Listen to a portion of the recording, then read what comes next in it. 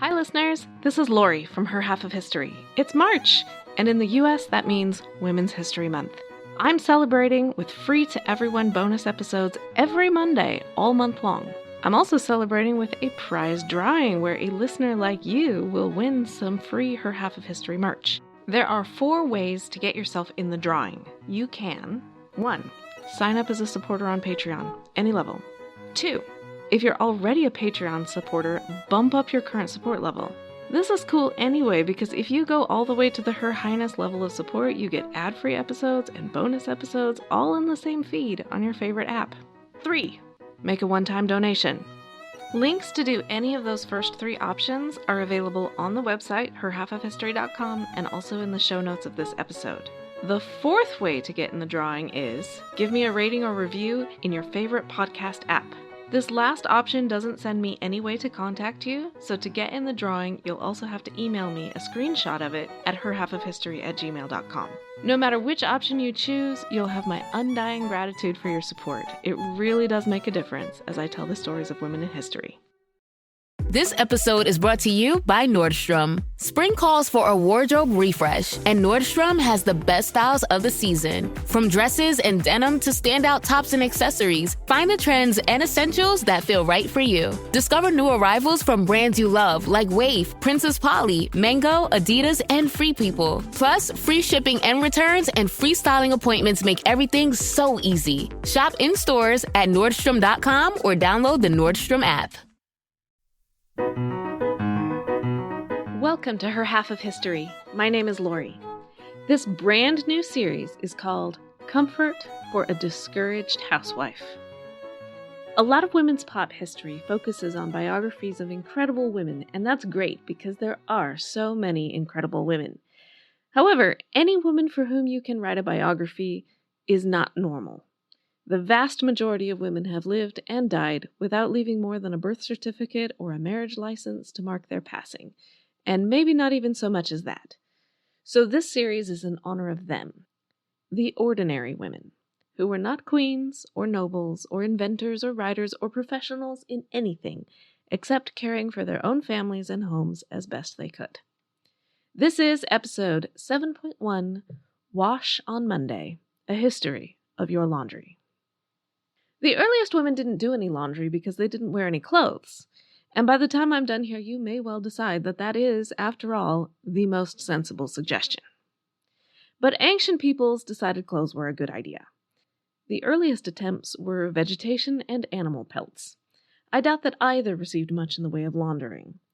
Eventually, humanity learned how to spin plant or animal fibers into thread and thread into fabric, and this was extremely time-consuming, so fabric had to be reusable. Laundry has been on the household chore list ever since. The most obvious way to wash clothes is to take it to your available river, lake, or other body of water and give it a good rinse. Even today, there are still parts of the world where women do their laundry in precisely that way. But water alone may not be enough, so you find yourself a good rock to pound it with, or maybe some sand to rub it with to dislodge all the dirt and, I gotta say it, the vermin. Somewhere along the way, people discovered that rubbing with certain substances might save you some of that pounding and help the job along. If you live in the right part of the world and the season is right, there are some plants that make lather and act as a natural soap. So in Northern Europe, you'd use soapwort. In the American Southwest, yucca. In India, retha. In China, Chinese honey locust. But you might not be in the right place or season for that, and there are some other choices that are more readily available. The one mentioned most often is lye, and many sources leave it at that as if you know what that is, which I didn't. So in case you are similarly ignorant, lye is made by gathering up the wood ashes from your fire, mixing it with water, and filtering it, probably through gravel and sand. The water that comes out is lye. Why anyone ever thought, oh, I'll use ashes on my clothes and that will make them cleaner, I don't know. But it does actually work because lye can dissolve grease and oil. As you can imagine, it is the prime ingredient for making soap all over the world, since anyone who had a wood fire had the necessary supplies. It's also caustic. When it's strong, it can cause chemical burns on your skin, but health and safety regulations weren't a thing, so never mind that. To make something we'd recognize as soap, You mix that lye water with animal fat, yet another substance I wouldn't have thought of as a cleaner, but cultures all over the world were cleverer than me and they thought of it. The oldest soap that has been discovered is from Babylon in 2800 BCE, and it is fats boiled with ashes. That's soap. I don't know whether the Babylonians were using that soap on their clothes or their skin or their dishes. We are now into the historical period, but detailed explanations of laundry are few. So there's little to say until we get to the Roman period. Wealth and urbanization bring two laundry problems: more clothes and less likelihood that you live right next to a handy stream or river. The Romans were practical folks, and they found a practical solution: commercial laundries.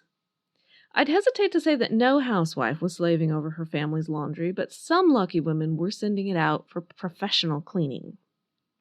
We know this from a few references by classic writers, and also because we can see the remains. A woman doing laundry in a stream leaves no trace. But we do have traces of Roman professional launderers, or fullers as they were called. Fullers also felted wool, so there's sometimes some confusion about what they did, but at least some of them were washing clothes at least some of the time.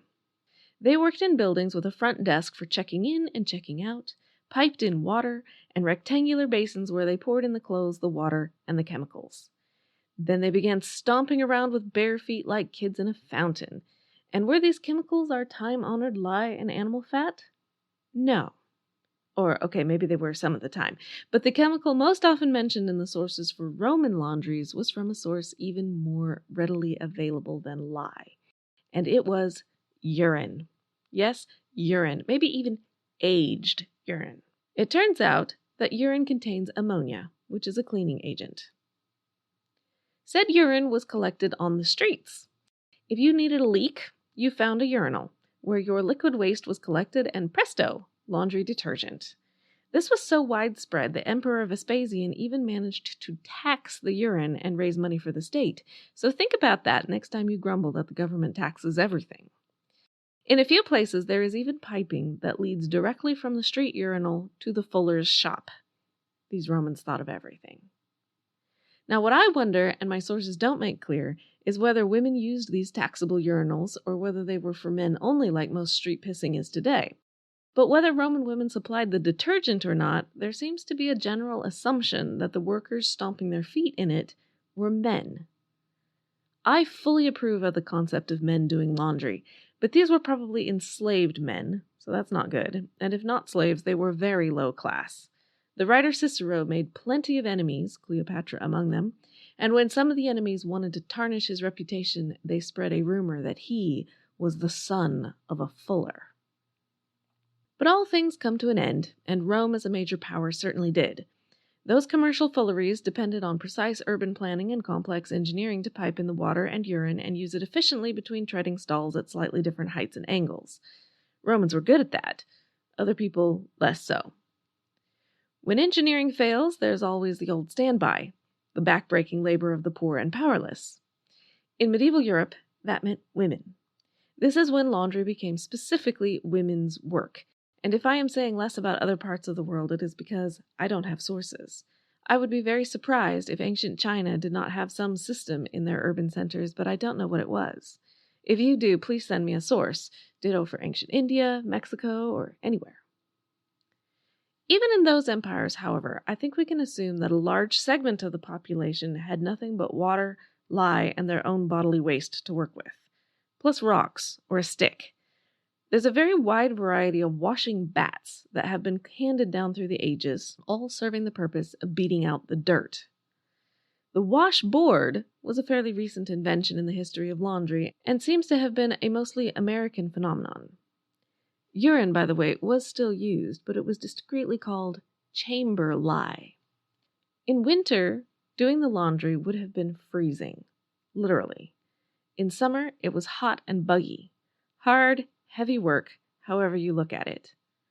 Not until after the Renaissance is there the first hint of a development, and it comes in multiple forms. First, as wealth increases, you once again have more clothes, which means more laundry, And there was fancy stuff like ruffs, meaning those ridiculous stiff white collars that make so many European portraits look like heads are being served on a platter.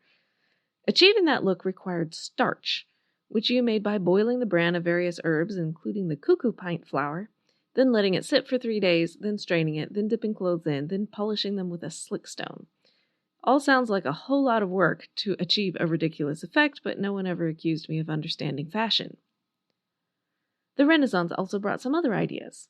In the 1500s, an Italian inventor drew plans for a washing machine, and a variety of others popped up over the next couple of centuries, but don't imagine that these made women's lives easy. Most of them stayed firmly in the idea category. And even if the odd woman here or there had one in the flesh, they were hardly an electric miracle. They were basically a wooden tub with a hand crank for agitating the contents. Guess who still had to do the cranking, and the filling, and the draining? As urban centers grew, the more common solution in continental Europe, and particularly in France, was the lavoir. This was a public area, probably constructed near the water source, with publicly maintained and available basins. Some communities built roofs over the lavoir to try to ease the experience for women. Check out the website for some pictures at herhalfofhistory.com. I'm Ken Harbaugh, host of Burn the Boats from Evergreen Podcasts. I interview political leaders and influencers, folks like award-winning journalist Soledad O'Brien and conservative columnist Bill Kristol, about the choices they confront when failure is not an option. I won't agree with everyone I talk to, but I respect anyone who believes in something enough to risk everything for it. Because history belongs to those willing to burn the boats. Episodes are out every other week wherever you get your podcasts. Most women were still doing laundry by hand, and if they weren't, they were hiring other women to do it by hand. And this brings us to the 19th century, where finally, we get good sources. Prior to this, virtually no one wrote about laundry because why would they? Laundry was for lower class people to do. In the 19th century, the stars aligned, and you've got books being printed so cheaply that many women could afford them, and they had grown up with enough spare time and attention that they knew how to read. At the same time, the separate spheres idea is preaching that the home is a woman's domain and running it is a woman's profession. Therefore, your success and self-worth and social standing as a woman depend at least partially on you being really good at it. Add all those factors together, and what you get is a very large market for books on all the things your mother probably told you but you weren't listening. Or maybe you didn't have a mother. Or maybe she could afford more servants than you can, or whatever. The point is, domestic guilt and insecurity are way older than Pinterest. In Britain, the domestic Bible of choice was Mrs. Eliza Warren's How I Managed My House on £200 a Year. In America, we had Catherine Beecher, older sister to Harriet Beecher Stowe. While Harriet took on slavery with best-selling fiction, Catherine took on the woes of the housewife with several decades' worth of best-selling nonfiction. She gives detailed instructions on what is involved in doing a family's laundry. For starters, Catherine assumes that you are not standing in a stream to do this. That's partly because in a stream you can't control the water temperature, but mostly because it wasn't an option. Urban women probably got their water from a shared pump. Frontier women likely from a well. On the other hand, some products were commercially available. By the mid-19th century, many American and European women could buy soap. But it came in a block. You had to shave off bits of it to get your suds. The better your soap, the less pounding you have to do, but at least Catherine does not recommend urine. Here's what she does recommend for laundry, which she calls the most trying department of housekeeping. First, you must gather your materials, namely, plenty of soft water, lye, soda, and borax.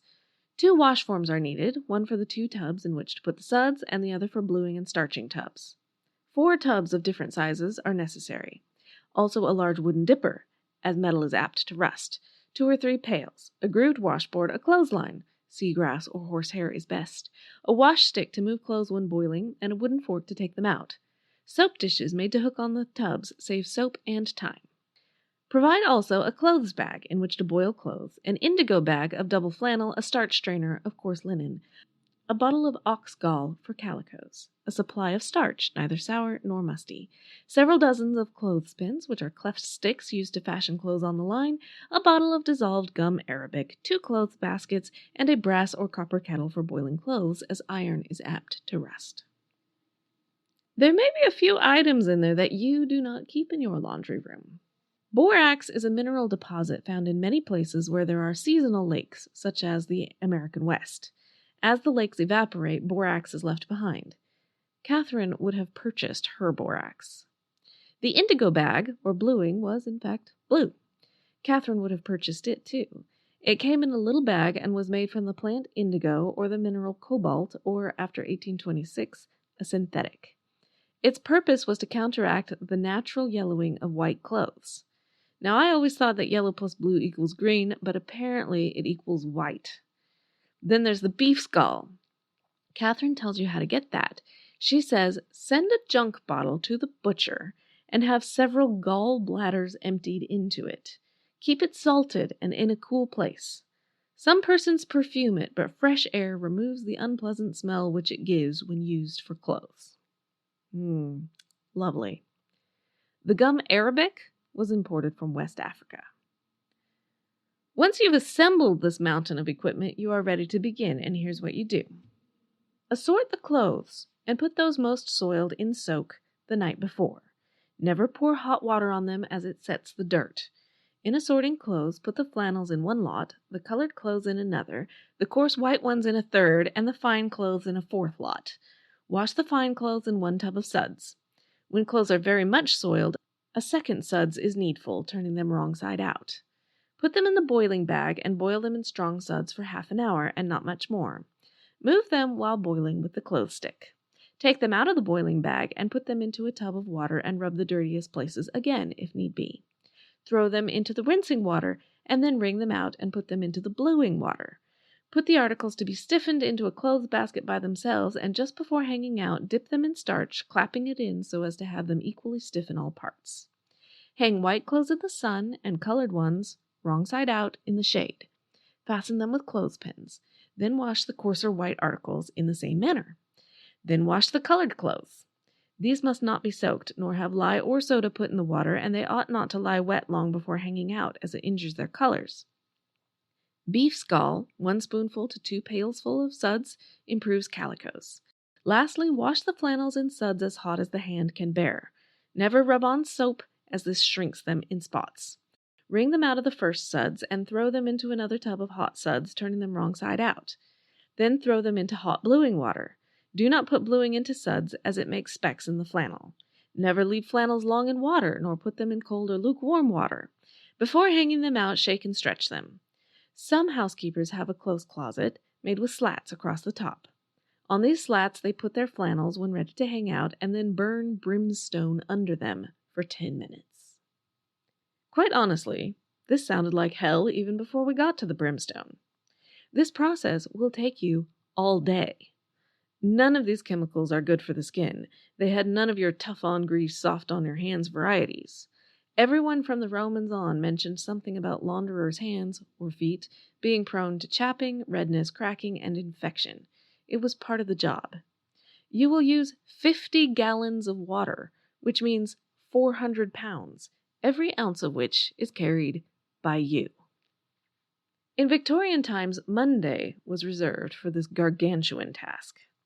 That's because, as terrible as the washing itself was, at least it was more or less under your control. The drying was in the hands of the weather gods. If you lived in the blessed dry heat of my original hometown, all well and good. But if you live in a place that believes in precipitation, heaven had better help you, because not much else will. In theory, the clothes would be dry enough to iron by Tuesday. But maybe not. Maybe rain and high humidity exist solely to torment you.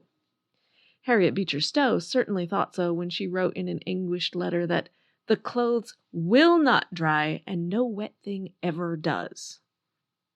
If you lived in a big household, you might invest in a mangle, which was not an instrument of torture, but 2 rollers that you cranked, again by hand. You fed each item of clothing between the rollers, and it squeezed out more water than you could get out by hand. But even so, it might take days for the laundry to dry. That's why Laura Ingalls Wilder's ma was speaking of an aspiration when she gave her version of the little poem. Wash on Monday, iron on Tuesday, mend on Wednesday, churn on Thursday, clean on Friday, bake on Saturday, rest on Sunday. The clothes had to be clean and dry to wear your best on Sunday, see? And you never knew how long that was really going to take, so you'd best start on Monday. Another take on the same idea came from a slightly more emotional angle via Mother Goose. They that wash on Monday have all the week to dry. They that wash on Tuesday are not so much awry. They that wash on Wednesday are not so much to blame. They that wash on Thursday wash for shame. They that wash on Friday wash for need. And they that wash on Saturday, oh, slovens are indeed. Thanks, Mother Goose. A liberal dose of guilt is just what a busy housewife needs. And I haven't even gotten started talking about the ironing. Assuming the weather cooperates and your clothes dry overnight, are you done? No, of course you're not, because Tuesday we iron. In my house, the iron is an electronic gadget that sits on the top shelf in the laundry and collects dust. But I have the benefit of synthetic wrinkle-resistant fabrics and tumble drying. If you've squeezed every drop you can out of your 100% cotton or whatever, ironing is not nearly so skippable. A well-equipped housewife had a set of 3 to 6 irons. You lit your fire or stove, placed a flat piece of sheet iron over it, put your irons on that to heat up. Meanwhile, you took your dry clothes and dampened them. Yes, the ones you just hoped and prayed would dry, you get them slightly wet. When the irons are hot, you try one out on a piece of spare cloth because if it's too hot, it will scorch your clothes. If it's not hot enough, it won't get the job done. Overall, ironing Tuesday was not as physically demanding as washing Monday, but in summer it would have been skin-meltingly hot, and burning yourself, or a small child running amok nearby, was all too likely. Overall, laundry really was the worst task. Studies have shown that when women had any discretionary income, this is exactly where they spent it, paying someone else to do the laundry. But other help was on the horizon.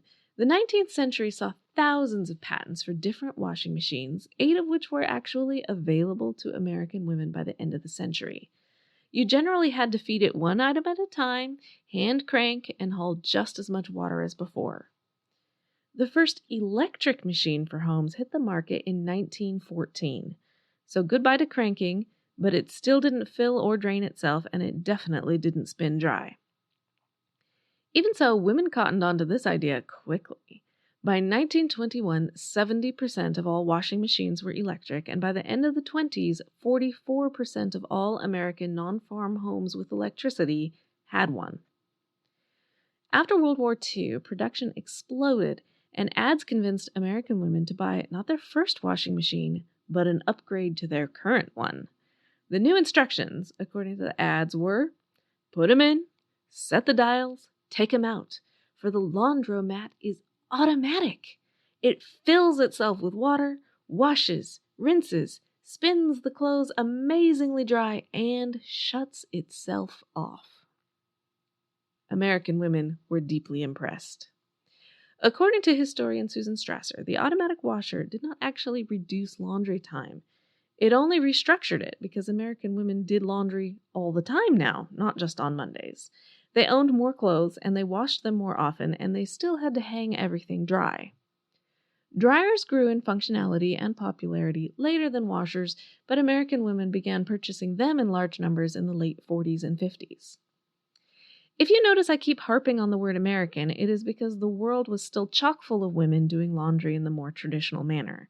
In 1958, only 3.2% of Japanese women had a washing machine. As late as the 1970s, an enormous number of rural women in China were still using lye as their only clothing detergent.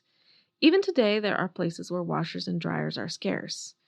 The Dhobi Ghat in Mumbai is a famous open-air laundry, employing thousands of men to wash clothes by hand.